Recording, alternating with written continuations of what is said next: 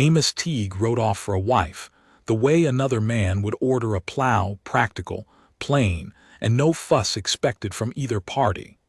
I know, because I helped him word the notice, sitting across from him at his kitchen table with the lamp guttering and my own handwriting being the better of the two, which tells you something about the state of us both.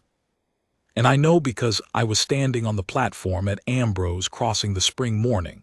His order came off the noon train, and I heard her tell him, before her feet had rightly touched the boards, that she'd read his advertisement 3 times over and found the grammar wanting.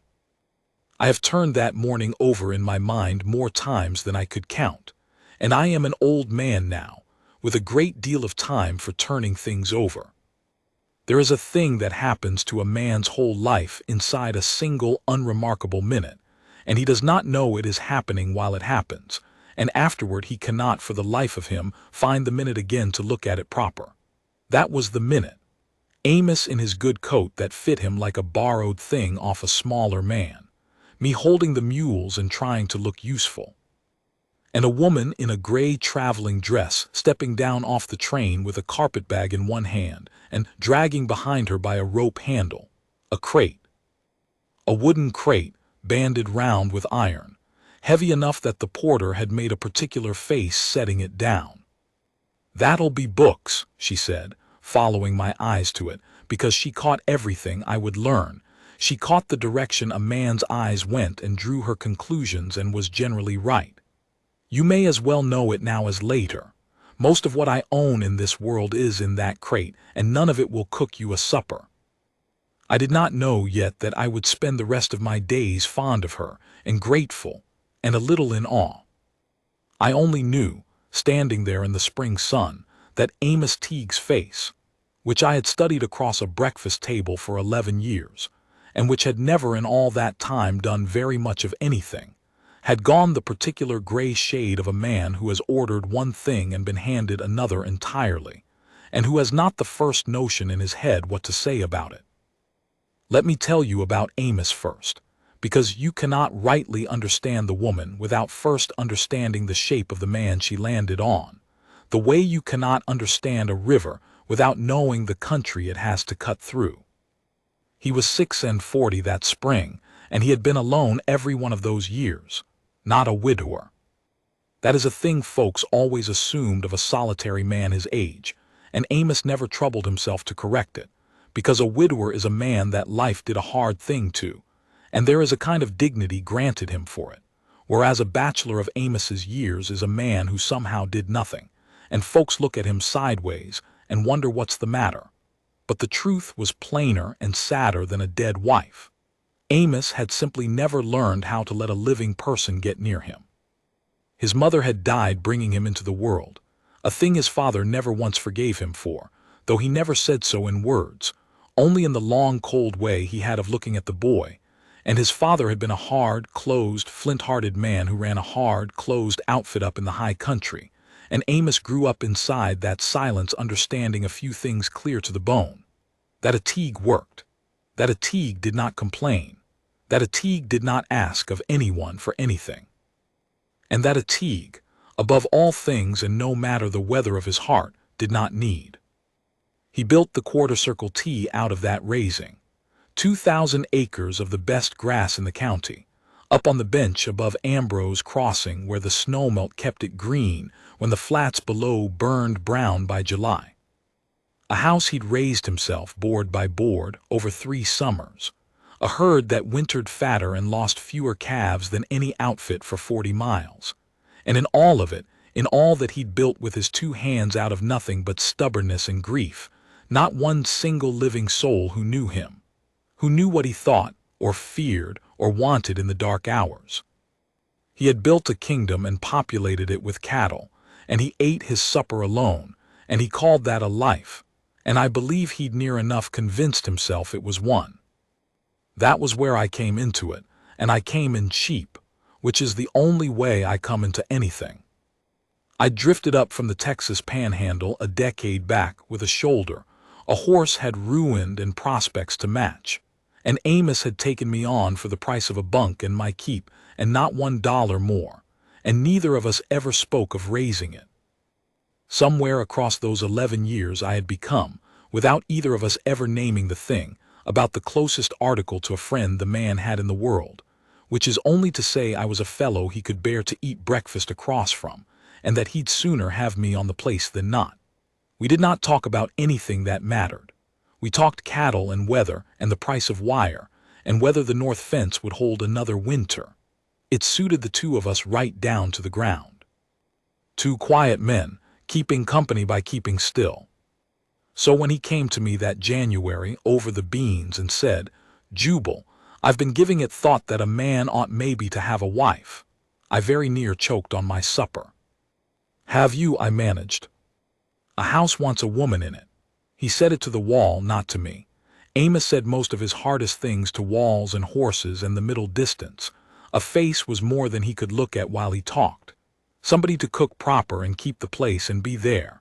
A man gets older, he wants his supper hot, and his shirts mended and somebody in the house when the fever takes him and there's nobody to fetch a drink of water. It's sense is all. It's not, and here he stopped, and I watched him grope out into the air for a word and come back empty-handed. It's not a soft thing I'm after. It's provision, same as laying in hay against a hard winter. Provision. That was the word he settled on, and it tells you everything about where he started from. I ought to have said something to him then. I have thought that across the years too, that if I'd been a wiser man or a braver one, I'd have told him straight that a wife is not a provision, and a woman is not hay you lay in against the cold, and that if he walked into the thing wearing that notion he would get out of it exactly the cold arrangement he'd bargained for, and he would deserve every frozen mile of it.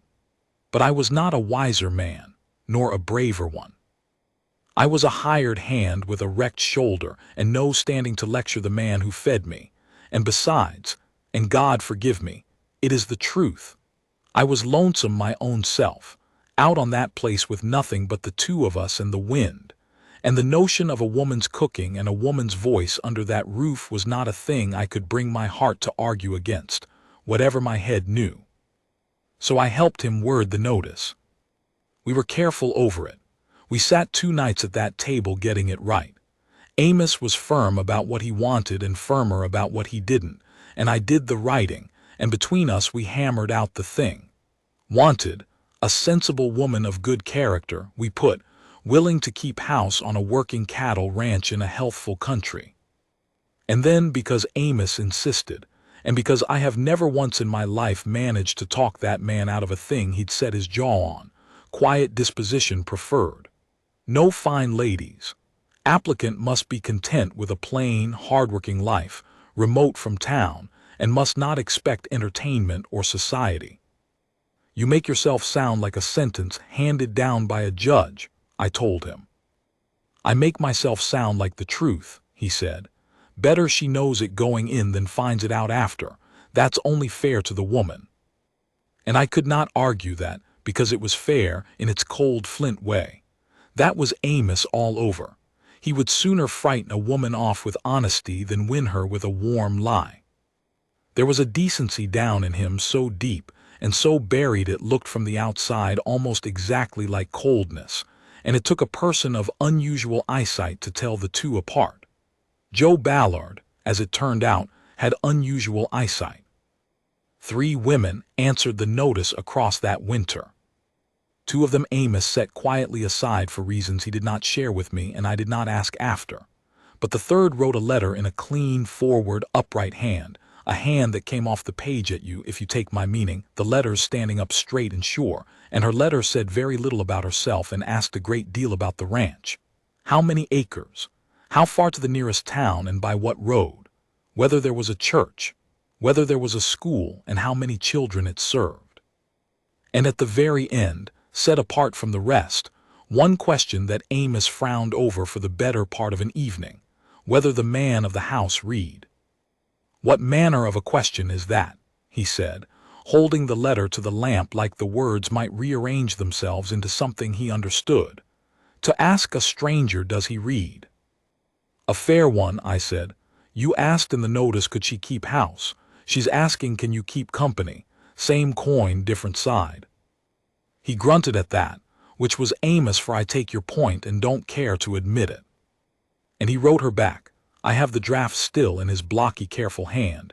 He insisted on writing this one himself. That the ranch was 2,000 acres of good grass. That town was 6 miles by the wagon road. That there was a church in Ambrose Crossing and a schoolhouse besides, though he'd no children to send to it. And that no, he did not read beyond what a man needed to run an outfit and figure his accounts, and that he had never in his life found the lack of it a hardship. She wrote back one line only, I will come in the spring. And she signed it, and that was how the whole thing was settled. A life arranged in a fistful of letters across a winter. 2 strangers agreeing to be married on the strength of penmanship and mutual need. The way they did it then, out in that country where a lonesome man and a stranded woman might never otherwise cross paths in all their days. Neither of us thought to look for her name until we saw it there at the bottom of that last short letter. Josephine Ballard. Amos read it and set the paper down on the table and said the name once, quiet, Josephine, like a man testing a plank across a creek to see would it hold his weight. And then he did not say it again, not that whole spring, not for the longest time, because he could not bring himself to. A name is a near thing. A name is a hand held out. And Amos Teague had spent 46 years learning not to reach for what was held out to him. Now, let me bring you back to the platform. She stood there in her gray dress with her crate of books and her carpetbag, and she looked Amos Teague up and down the way a careful trader looks over a horse he half suspects has been doctored up to sell, not unkindly, mind, but thorough, taking her own measure of the thing rather than trusting the seller's word. And Amos, 6 feet and 2 inches of him, looked at the ground between his boots. You'll be Mr. Teague, she said. I am. You're taller than I pictured you. Your letters gave a shorter impression. She said it as a plain fact laid out on the table, no coyness in it, no complaint, just a thing she had observed and thought worth saying. I am Josephine Ballard. Most everyone has called me Joe since I was a girl, and I stopped answering to Josephine some years back, so you may as well use the short of it from the start and save us both the breath. Ma'am, Amos said. It was, I do believe, the only word left standing in his head. She turned then and put those gray eyes on me, and I will tell you plainly, they did not miss one solitary thing. Gray, her eyes, like the dress, and steady and quick as a bird. And this is your man. Jubal Reese, ma'am. I got my hat off my head quicker than I'd moved in a year. Mr. Reese. She gave me a small nod, and there was more genuine courtesy in it than she had yet spent on Amos, and I confess I stood a good inch straighter for the getting of it. Is there a wagon, then, Mr. Reese? Or are the 3 of us meant to shoulder that crate between us the whole 6 miles? We got the crate loaded, Amos and I, and it took the both of us grunting and shuffling to do it, and Joe stood by with her arms folded and watched us labor, and offered not one word of apology for the weight of her library and not one hand toward lifting it. And when at last we had it up over the tailboard, she said only, Mind the near corner there, gentlemen. I've a Bible in with the rest, and I'll not have it dropped in the dirt of a rail platform. And that was the first and, as it happened, near the last time that spring I heard Joe Ballard lay any claim to being a church-going woman, though go she did, every blessed Sunday after, sitting straight-backed in the 3rd pew from the front, singing the hymns in a low true alto that turned heads the first Sunday and was expected by the 3rd. The ride out to the quarter-circle tee is 6 miles by the wagon road, and I have not in all my years heard 6 miles pass so entire quiet. Amos drove. Joe sat up on the seat beside him with her spine straight as a fence rail, and her gloved hands folded atop the carpetbag in her lap. I sat back in the bed with the crate, which is where a hired man belongs and where a hired man sees the most, and I watched the backs of the 2 of them not talk to one another the whole slow way, the spring country going green and gold on either side, meadowlarks running up their little ladders of song from the fence posts, and neither of those 2 so much as remarking on the fineness of the day. And I thought, with a sinking in me, Lord, this is going to be a long and terrible marriage, and I have gone and helped to build it with my own hand. I was wrong about that, but it took me the better part of that spring to learn just how wrong, and I have been glad every day since that I lived to learn it. The house met her, about the way I had feared it would. Amos had cleaned it, I will grant him that much. He'd spent the better part of a week sweeping and scrubbing, and hauling out a bachelor's decade of accumulated litter. But a swept and scrubbed bachelor's house is a bachelor's house yet, and Joe Ballard stood in the middle of the main room and turned herself around once, slow, on her heel, taking the honest measure of the place, and I watched her face perform some small private arithmetic behind those gray eyes. "Well," she said at last, "there's good light at the least of it. A body could read by that east window of a morning without straining her eyes." "Kitchen's through the back there," Amos said. "The pump works and doesn't freeze. I brought the line in deep. I put a new stove in year before last." "Did you?" She crossed to the kitchen and looked the stove over and ran one gloved finger along its top and studied the finger. "It's a good stove, a better stove than most. It has been asked to do very little in its life." She said it without any heat, the way you might remark that a fine saddle horse had been left to stand and grow fat in a stall. And then she turned herself around and faced him square, the two of them standing in the front room of the house they were shortly to share. And here is the thing I remember clearest of all from that whole first day. The thing that told me plain that this woman was nothing any of us had bargained for, and everything Amos Teague had no earthly idea he required. "Mr. Teague," she said, "I'm going to be plain with you now, because I have found across my life that plainness at the outset saves everybody involved a very great deal of grief down the road.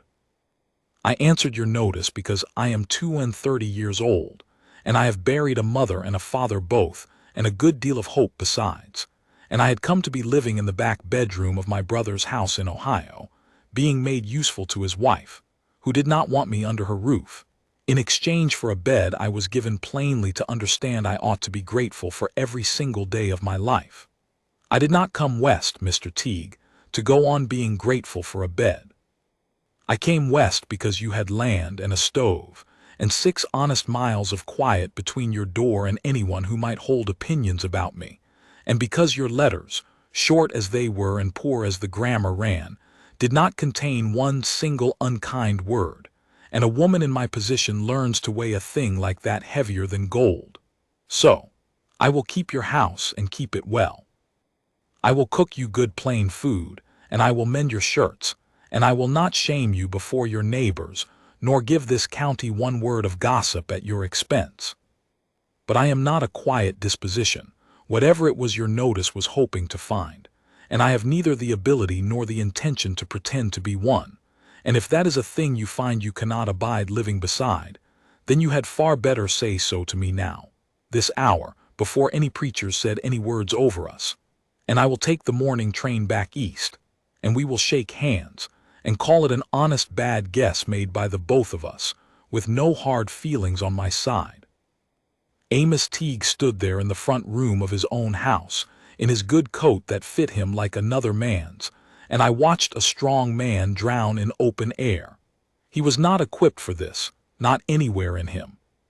He was a man who had sent away for a plow and been handed instead a live and breathing thing, and the live thing stood before him looking at him steady out of gray eyes and waiting on his answer, and he did not have one anywhere about his person. His mouth opened. Nothing came from it. It opened again. He said. We waited. The clock on the mantel ticked. Somewhere out in the yard a hen complained.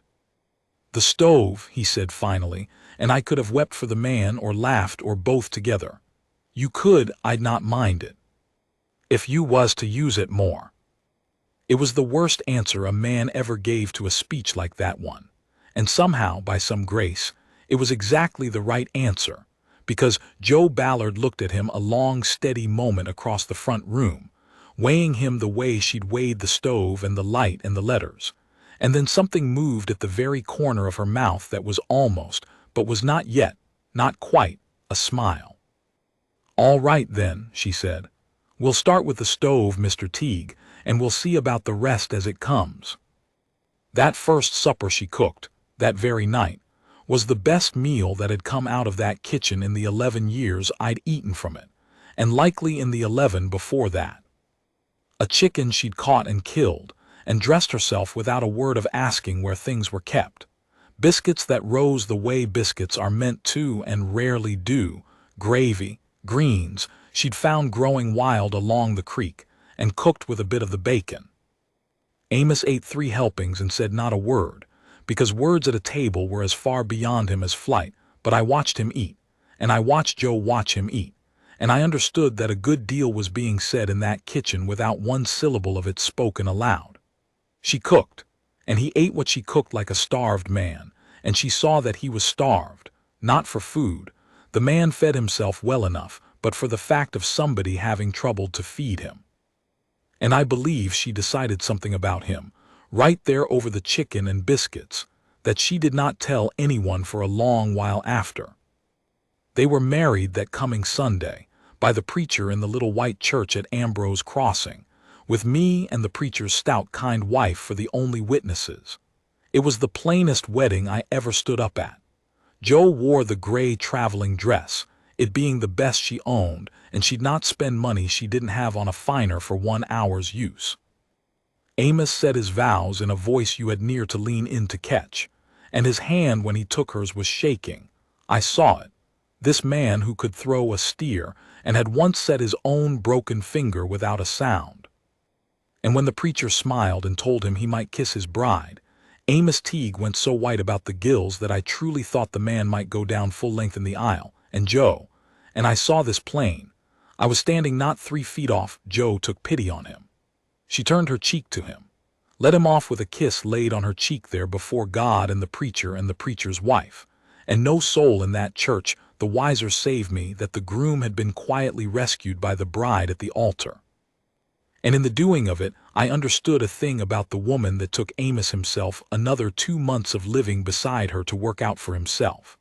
That underneath all that plainness and all that sharpness, Joe Ballard was kind. Not soft, never once soft. There is a difference between the two, and it is the whole entire difference in this world. Soft folds when you lean on it.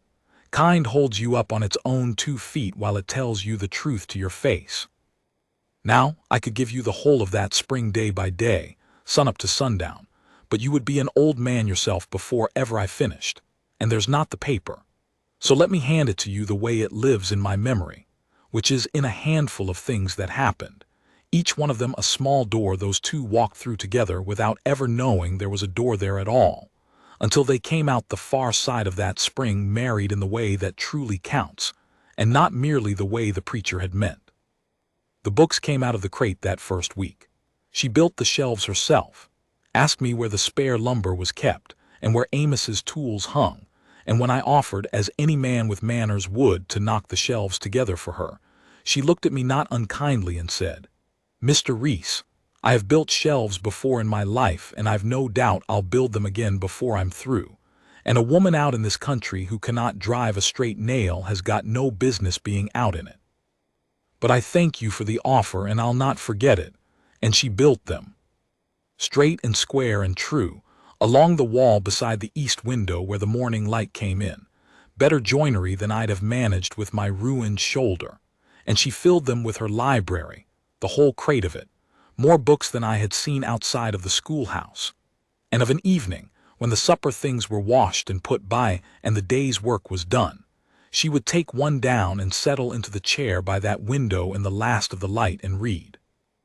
And Amos would sit across the room from her, mending a bridle or oiling a length of tack he'd already oiled, and Steele looks at her over his work like a boy looking through a shop window at a thing he has no coin in his pocket to buy and knows it. It went on that way the better part of 2 weeks, the both of them circling, before he worked up the nerve to speak across the gap. "What is it you're forever reading over there?" he said one evening, gruff, like it was a complaint. "Tonight," she said, not looking up from the page. "It's a history of a war the Greeks fought against each other a long time ago, set down by a Greek named Thucydides who was there for the front part of it and lied about the back part. I've always suspected, the way men do about wars they were in and didn't come out of covered in glory. Amos turned this over. Is it any good, then? It's the finest thing anyone ever wrote about why men cannot for the life of them leave one another be. She turned a page. You'd hate every line of it. It's got no cattle anywhere in it. And Amos Teague, I very near went off my stool into the fire. Amos Teague laughed. A short, rusty, long-disused sound, like a gate hinge that hadn't swung in years grinding open, and he looked every bit as startled by the noise as I was to hear it, his own hand coming up halfway to his mouth as if to catch the thing and put it back. And Joe looked up at him then over the top of her book, and there was something new arrived in her face, a kind of quick attention, like a woman who has been listening at a wall for weeks and has finally heard, faint and far off on the other side, the sound she'd been listening for. Read me some of it, then, Amos said, covering his fluster with gruffness the way he covered everything. If it's so all-fired fine. So she did. She read him a little of the old Greek war by the lamplight, and he sat with his hands gone still on the bridle in his lap and listened, and I sat in my corner and pretended to whittle at a stick I had no plans for, and drank it in like a man come off the desert to a spring. And that was the first night of a thing that grew into a habit, and the habit grew into the best single hour of both their days and, if I am honest, of mine as well, Joe reading aloud into the evening quiet, Amos listening with his whole still body, the lamp throwing its warm circle over the three of us against all that dark country outside. She read us everything across that spring and into the summer. The Greek war, and then a book of poems that Amos claimed loudly to have no use for, and asked her to read from again not 3 nights later. A long English novel about a proud, stiff-necked man and a sharp, quick-tongued woman who could not stand one another at the outset. And I will tell you, Amos followed that book a great deal closer than he let on that he did, because I caught him one night out at the barn, thinking himself alone, saying low and disgusted to the horse he was brushing, "That fellow's a plain fool. He ought to just come out and tell her and have done." And I am as certain as I am of my own name that he was not talking about anybody in the book.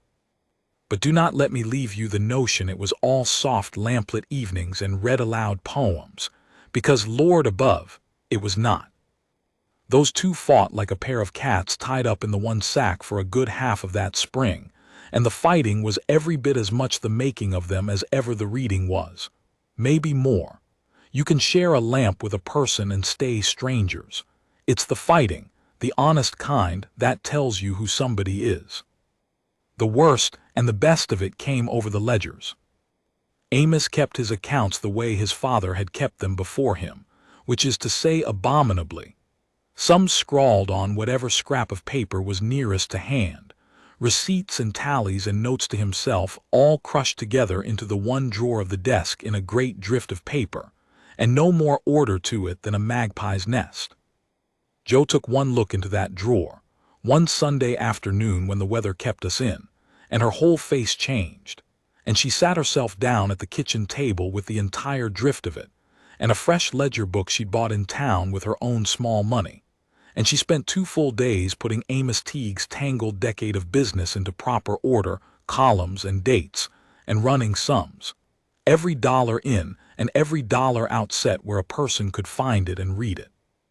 And when she was through, she had found something in the doing that Amos had never once seen, buried as it was in the mess, that the cattle buyer down in the crossing, a slick, smiling, soft-handed article by the name of Harlan Coombs, had been shorting Amos a few dollars on the head, steady, quiet, for 3 years running, small enough on any one sale that a man wouldn't catch it or would put it down to the vagaries of the market, steady enough, across 3 years and all those head, to add up to real money.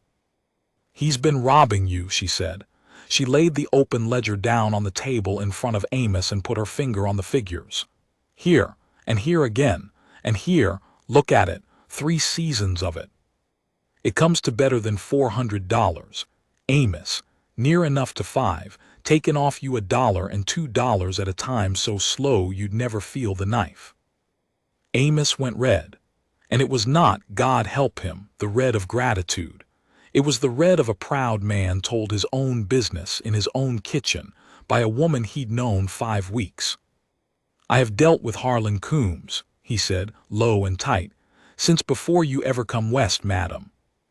Then you have been robbed by Harlan Coombs, she said, quiet and level and not backing up an inch, since before I ever came west. The one does not cancel the other. It only means it's been going on the longer.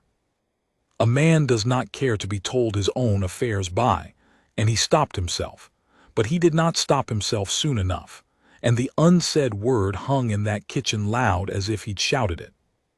The room went cold as a root cellar. I found something to study out the window.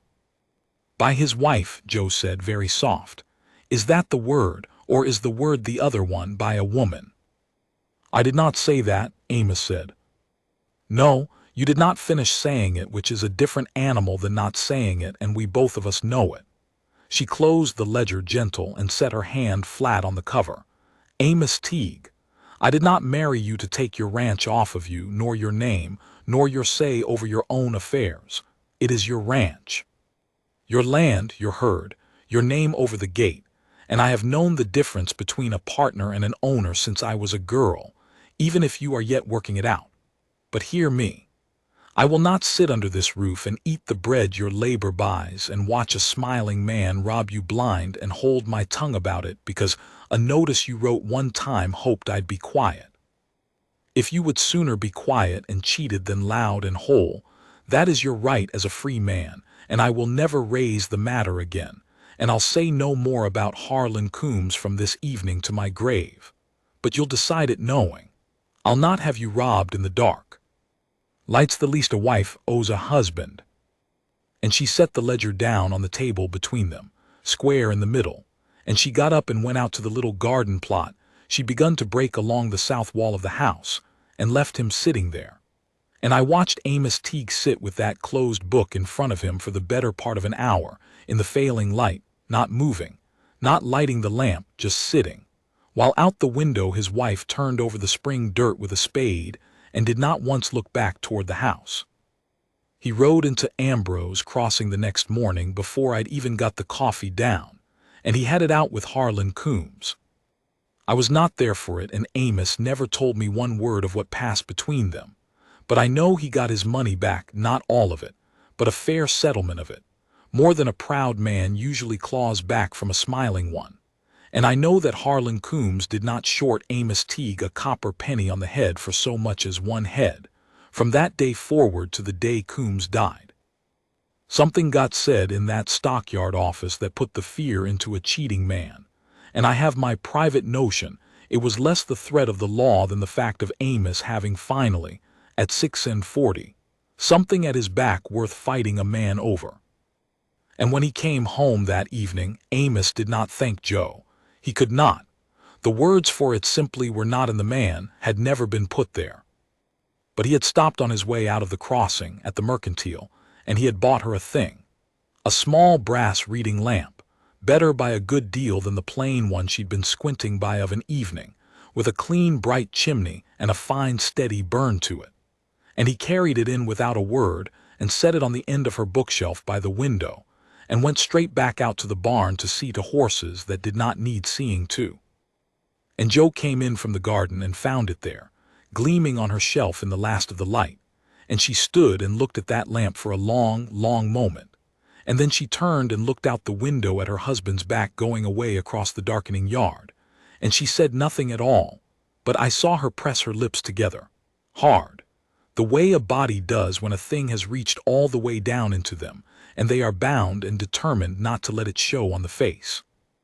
That, you understand, was how those two conversed. Not in words, he hadn't the words, and she had learned early not to wait on them. They built themselves a whole entire language, across that spring, out of brass lamps and read-aloud evenings, and the small hard mercies people do for one another when the big soft words are locked away past reaching.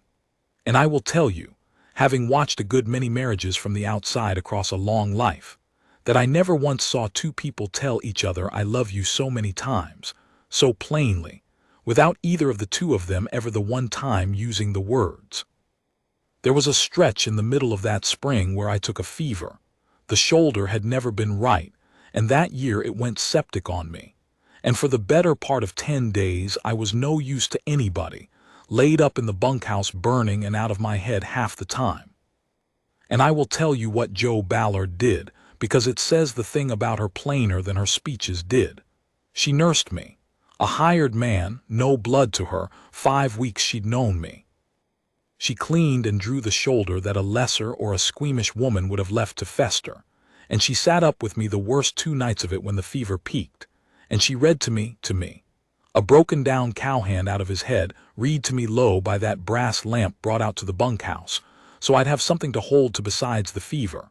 And I have a memory, half a fever dream, of hearing that low true alto reading me some poem about the sea in the black middle of the night, and of thinking, out of my head as I was, this is what Amos ordered and did not know to ask for and got anyhow. Not a cook, not a housekeeper, a person who would sit up in the dark and not let a body go through the hard thing alone. I lived plainly, and Amos never said a word about it either, but that summer my wages went up $2 the month without my asking, and I have always known whose doing that was, and it was not the man who signed the money. The town came around to her slow, the way small towns do, suspicious at the start of a mail-order wife and a book-carrying woman both. But Jo did not court them and did not shrink from them. She simply was herself, plain and square and useful, and a country place cannot hold out long against a person who is genuinely useful and asks nothing back. She set a broken arm on a neighbor child better than the horse doctor who passed for a physician in that county could have. She read letters aloud for 2 old widows on the next section over who had never learned their letters and were ashamed to say so to anyone but her, and wrote their answers back for them, and never breathed a word of their business. By the height of summer, when Jo Ballard walked into the Mercantile at Ambrose Crossing, folks nodded to her with respect, and a few of the women had begun to bring their troubles to her, and the preacher had twice asked her opinion on a matter of the church, and the county had quietly decided that whatever Amos Teague had sent away for, he'd got the better end of the bargain by a country mile. But the deepest water we came to that year, the place where the whole thing broke wide open at last, was the calving. I have to tell you about the calving, because everything before it was those 2 circling and testing, and everything after it was those 2 knowing, and the calving is the hinge the whole door swung on. It came on a black bad night in the very middle of spring, a cold hard rain driving down out of the north that had no earthly business coming so late in the season, the kind of freak wet cold that kills new calves in the wet grass if a man doesn't get to them. And it came on the worst possible night, which is to say the night half the herd chose to drop their calves at the one time, the way they will when the weather turns, as if they'd all agreed on it. Amos and I were out in it from full dark, to our elbows in it, working calf after calf, losing sleep and losing ground, and then we came on the real trouble. A first calf heifer down in the low pasture by the creek, a young thing having her first, and the calf inside her turned wrong, turned bad. And a calf turned bad will kill the cow trying to be born and die itself in the trying if a man cannot reach in and set it right. And my ruined shoulder would not let me get my arm in far enough nor work it once it was in, and Amos's hands and forearms were simply too big and thick to do the fine work up inside her, and the heifer was failing under us in the freezing rain. And Amos was down on his knees in the mud cursing low and steady and desperate in a way I had never in 11 years heard from the man, because Amos Teague did not lose stock. It was the one pride of his careful buttoned life, that he did not lose what was his to keep alive, and he was about to lose 2 at a stroke and could not stop it. And then there was a lantern coming down across the black pasture toward us, bobbing and swinging in the rain, and I thought at first I was seeing things, and it was Jo. In Amos's own oilskin slicker, far too big on her, dragging near the ground, her sleeves already shoved up past the elbow, her hair coming down wet around her face, picking her way down the muddy slope toward the two of us and the dying heifer with the lantern held high. "What's wrong with her?" she said, coming up on us. No waist in it, already going to her knees in the mud beside the downed cow. "Calf's turned," Amos said. "Turned bad. Joe, get back up to the house, this is no." "How turned?" She was running her hand along the heifer's straining side, reading it. "Joe, how is it turned, Amos? Not sharp, level." "Certain, I have had my arm up inside more cows than you have owned in your life. My father ran dairy stock back in Ohio, and I was the child small enough in the hand and long enough in the arm to reach when a calf came wrong, from the time I was 10 years old. I have done this in the dark 100 times. Now tell me how it is turned and we will not lose her." And Amos Teague, kneeling in the mud, rain sheeting off the brim of his hat, this proud closed man who not 5 weeks past had gone red to be told his own accounts. Amos looked at his wife one long streaming moment in the lantern light, and he made the decision that I have always believed was the true marrying of them, truer than the preacher's words. He trusted her. He told her how it was turned. And Joe Ballard rolled her sleeve up past her elbow and reached her bare arm into that heifer in the driving freezing rain, and her face went still and far away, the way a person's whole face goes when every last bit of their being has traveled down into their hands and left the rest of them empty. And she found the calf's forelegs folded back wrong, and she worked them, slow, patient, murmuring low and steady to the frightened, straining heifer the whole while. "Easy, easy now, easy, girl." While Amos held the lantern up in one shaking hand and I held the heifer's head down and steady, and not one of the three of us so much as breathed, and then Joe said, quiet and sure, "Now, Amos, with me, pull," and the calf came in a rush, slick and steaming out of the warm dark into the cold black rain, and it lay there in the mud a long terrible moment, not moving, not breathing, a wet dead-looking thing, and my heart went down into my boots, and Joe swept its mouth clear with 2 fingers and seized up a fistful of grass and rubbed at its ribs, hard, rough, willing it, come on now, and the calf coughed, shook its wet head, drew a breath and bawled, thin and outraged, into the rain, and lived. And the heifer lived too, was up on her own 4 legs inside the hour, nosing and claiming and licking her new calf, the both of them saved that had been as good as gone. Joe knelt back on her heels in the mud, soaked clean through, Amos's great slicker plastered to her hair down and ruined, mud to her shoulder on the one arm, and she was grinning wide as a girl, breathless, lit up with the plain animal joy of a life pulled back from the edge. And Amos Teague looked at his wife kneeling there in the mud in the rain, having just reached into the dark and pulled his heifer and his calf both back from death with her own 2 hands when he could not. And I watched it happen to the man. I watched the last of the thing he had been holding off her all that long spring get clean past his guard at last and lay him open. He did not have a word for it. Amos never did have the word for the biggest things. He got down onto his knees in the mud in front of her, face to face, and he reached out and took her cold, wet, mudded hand up in both of his big ones, and he did not say a single thing. He only held her hand and looked at her, the rain running down over both their faces so you could not have told had either of them been weeping, and Joe looked back at him, and up the pasture in the dark another cow was calving and needing us. And the world went right on turning the way it always does and never waits, but a thing had been settled between those two, kneeling in that mud, that no preacher in any white church had managed to settle the month before. We worked till the gray of dawn, all 3, and saved every calf but one, which for a night like that one was a wonder, and Joe worked beside us the whole of it and never flagged. And walking back up to the house in the wet gray light of the morning, spent to the bone, I fell a few steps behind them on purpose, and I heard Amos say to her, low, "Where did a woman ever learn to do a thing like that?" "I told you where. My father ran dairy stock." You never once said you could. You never asked me what I could do, Amos." She said it gently now, all the sharpness gone soft with the long night. "In all your letters and all these weeks, you asked was I quiet. You asked could I keep a house. You never asked what all was in me. And I have spent the whole of my life, near enough, being a great deal more than anybody troubled themselves to ask after. It is a lonesome way to go through your years, being more than you're asked about.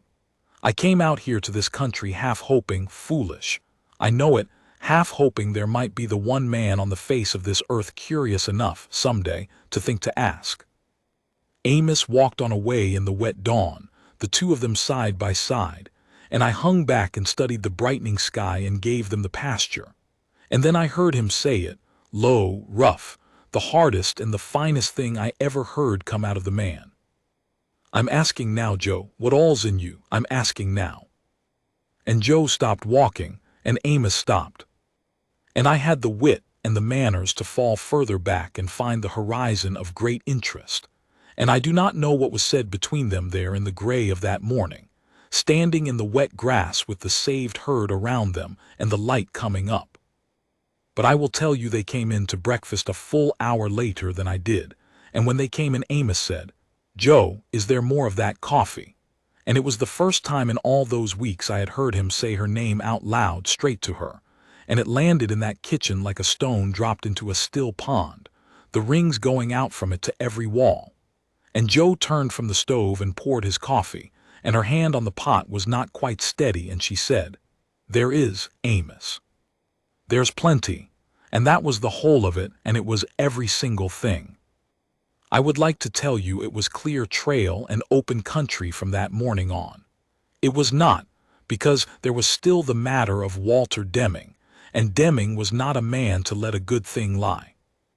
Walter Deming was a land agent working the whole county that year on behalf of one of the great Eastern cattle syndicates that were, in those days, buying up the West the way a sharp man buys up penny paper cheap and quiet, and all at one time before folks catch on to what's happening to them.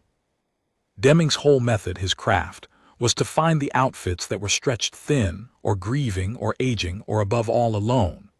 The widows, the failing, the solitary men with no heir to leave a place to, and to lean his weight on them, patient and steady and smiling, until they broke and sold for a song. And he had had his eye on the quarter-circle T for the better part of a year before ever Joe came west, because a bachelor rancher with 2,000 acres of the best grass in the county, and not one living heir to leave it to, is precisely the situation men like Walter Deming get down on their knees and pray to be sent.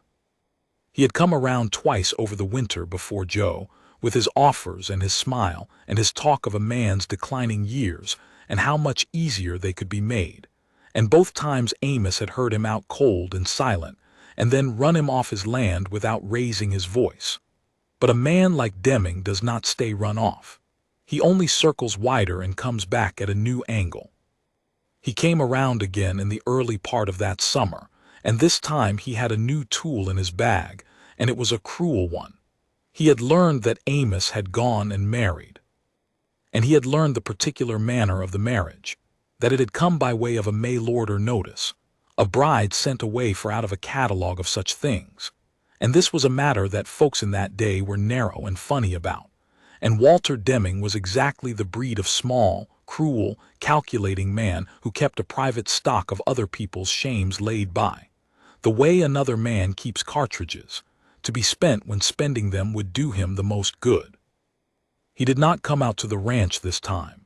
He caught Amos in town, in the wide part of the street outside the Mercantile, on a Saturday with half of Ambrose Crossing standing about in earshot, because a thing said in a barn is between two men, but a thing said in a street is said to a county, and Deming wanted the county. And he said, loud enough to carry to every ear on that street, smiling the whole time, that he'd heard tell Teague had sent off and bought himself a wife out of a mail-order catalog, and he wondered aloud, still smiling, turning it for the crowd, what a woman like that ran a man these days, what the going price was, and whether she'd come to him with papers like stock. I was there. I had driven Amos in, and I saw Amos Teague's face, and I will tell you that in 11 years on that man's place I had never one time seen Amos raise his hand in anger to another human soul, but he was going to raise it now. His weight had come forward onto the balls of his feet, and his big hand had begun to close, and it was going to go very bad. A fistfight in the public street being the exact article a man like Deming could turn to his own account. A wife-buying brawler being that much easier to run off his land in the eyes of a county. When a voice came across that whole street, clear and cold and carrying as creek water over stone. "You'll want to take some care now, Mr. Deming." Joe had come out of the mercantile door behind him. She stood up on the boardwalk with a 5-pound sack of flour balanced on her hip, and she was not shouting. I never once in all the years heard Joe Ballard shout, but that low, clear voice reached to every last ear on that street and stopped the whole of it dead. "You said bought," she said.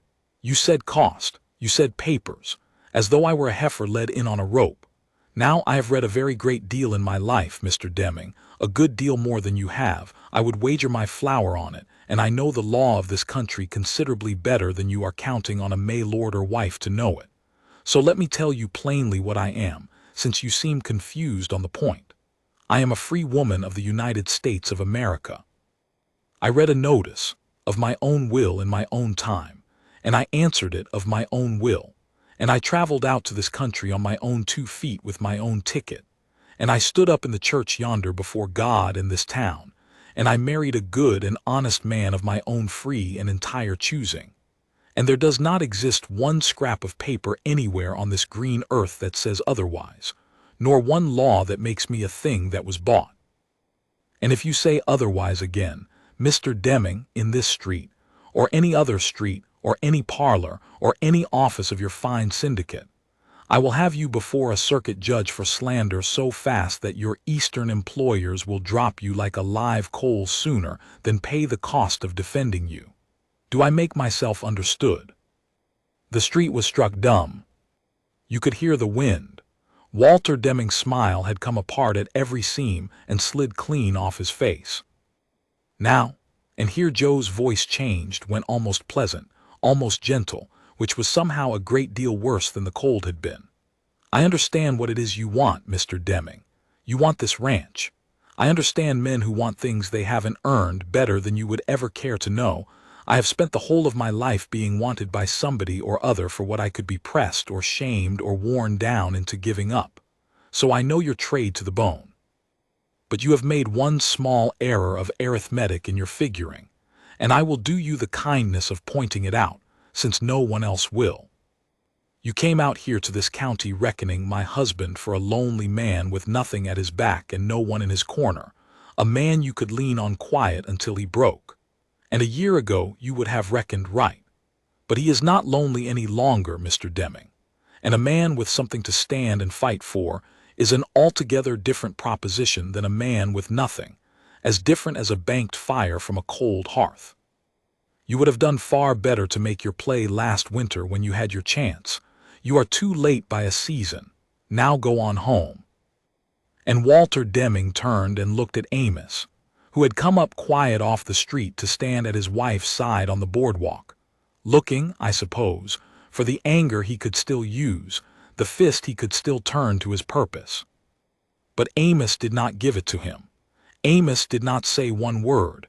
The man never did find the words for the big moments, and did not need them now, because his wife had spent all the words that wanted spending and spent them better than he ever could have.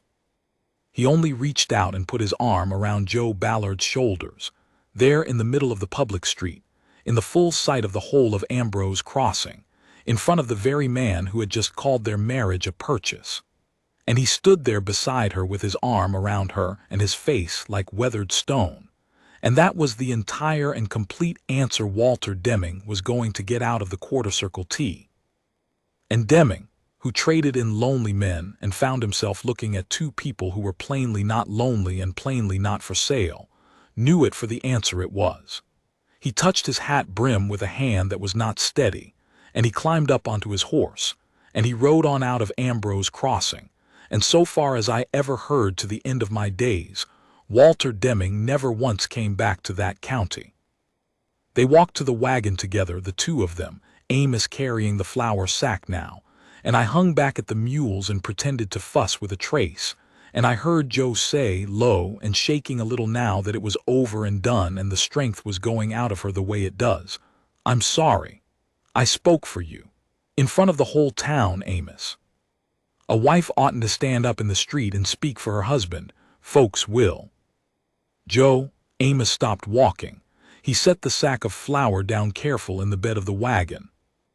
And he turned and he looked at her, full in the face, and for once in the whole of his shut-up life the words were there and ready. And I have thought since that maybe they were there because they had been building in him all that long spring, brick on brick. Behind that wall he'd been raised to build.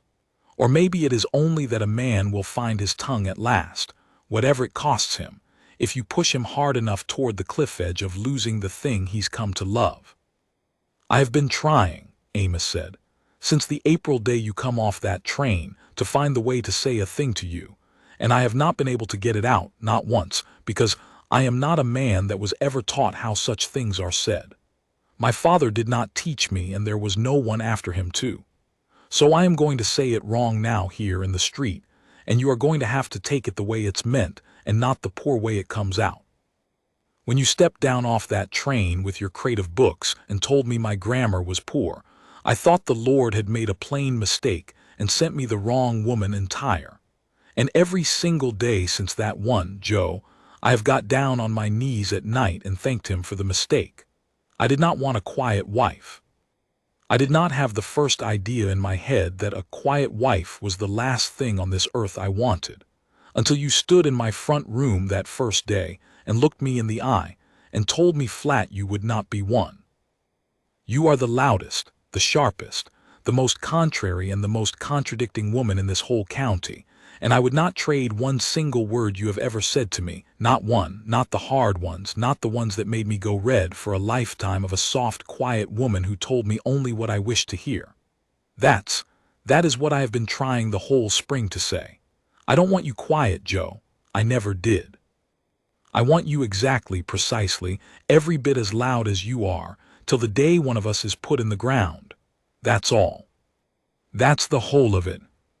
Joe Ballard, who had not in all that spring been once at a loss for a word, who had faced down a cheating cattle buyer and a syndicate land agent and a whole street full of a suspicious town without her voice so much as wavering, Joe Ballard stood in the road with her mouth open and not one sound coming out of it, and her gray eyes filled and went bright, and she pressed the back of her hand up hard against them, and she said, muffled and furious at her own self for the tears, "Well, now of all the times you find your voice." "You've been reading me those books all spring," Amos said, and there was the ghost of that rusty laugh in it. "Reckon some of it must have soaked in through my thick head at last." And Joe laughed then too, wet and helpless and half crying, and Amos handed her up onto the wagon seat as careful as if she were made of the good china they didn't own, and the two of them rode home out to the quarter-circle tee with the flour, and the full summer sun laid warm over the both of them. And I rode along behind in the bed, and I did not say one word the whole 6 miles, because some things a hired man is only lucky enough to witness, and wise enough after to keep close and not go spoiling with talk. They had 31 years, Amos and Joe. I know the count of them exact, because I stayed on for the most of them, stayed until my shoulder gave out altogether and quit me for good, and then the two of them would not so much as hear of my going off anywhere to be a burden and a stranger among strangers, made up the little south room of the house for me with their own hands, and told me plainly that the quarter-circle tee was my home and had been for years, and I was to stop being an old fool about it. And so it was my home. And so it is still, and I am grown old inside it, writing all this down of an evening by the same brass lamp Amos bought her that first spring in the Mercantile, the lamp that still burns clean and steady after all these years, and that Joe left to me by name when she went. She never did get quiet. Not one day of the 31. Right up to the end of her, she would correct a careless man's grammar and set a tangled account to rights, and tell a body the honest truth he had not the least wish to hear, and stand up in a street for what was right. And Amos never did get to be a talking man, not truly. But he learned across those years to listen so complete, so entire with the whole of his still body and his whole heart, that in the end it came to just exactly the same thing as talking, and maybe to something better. She spoke, and he heard her, heard all of her, all the more she was than anybody had ever troubled to ask after, and I have come to believe, in my long slow years of thinking on it here by her lamp, that that may be the whole entire secret of the thing, the one nobody thinks to tell you when you are young and out looking for it. That it is not, in the end, about finding the person who matches you. Amos and Joe did not match. Not on the day she stepped off the train and not 31 years on. They struck sparks off one another the whole way down the trail. It is about finding the one soul on this earth who is curious enough to want to know all of what more you are, and then brave enough to want the loud, sharp, contrary, whole and entire truth of you, and not the small, quiet, grateful lie the world would rather you shrink yourself down into. And then, having found it and won it, to be grateful for it. Down on his knees grateful, every single ordinary day, for the plain miracle of the mistake of you. Amos put it plainer than all that, of course, being Amos, who never in his life used 10 words where a blunter 3 would carry the load. Near the end, when Joe had gone on ahead of him, the way it happens, and he did not last the year out without her, the way it so often goes with the ones who took the very longest in their lives to let a single person all the way in, as though once the door is finally opened they cannot bear to have it shut again. Near the end, he said it to me, one evening by this same lamp. "Jubal," he said, "you recall I sent off for a plow." "I recall it, Amos." "And they sent me a whole spring." He looked into the lamp a while, the little steady flame of it. "A man doesn't deserve a thing like that, to ask for so poor and so little as I asked for, and to be handed the whole of everything there is."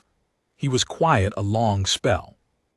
And then he said the last thing, and I have carried it with me down all the years since, and I set it down here now so it won't go into the ground with me.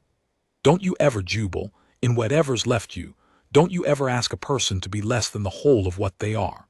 It's the worst sin there is out in this country, and the loneliest one, and I very near committed it, wrote it right into a notice with my own hand.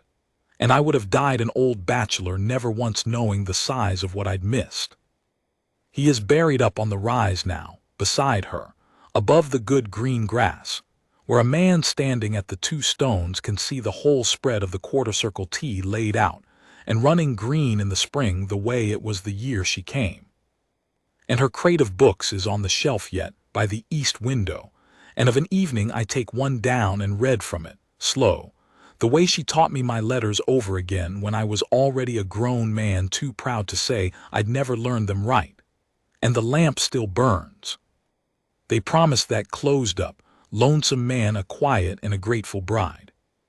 And thank God and thank her, and thank whatever mistake it was in the sorting of the mail, thank God above they broke the promise.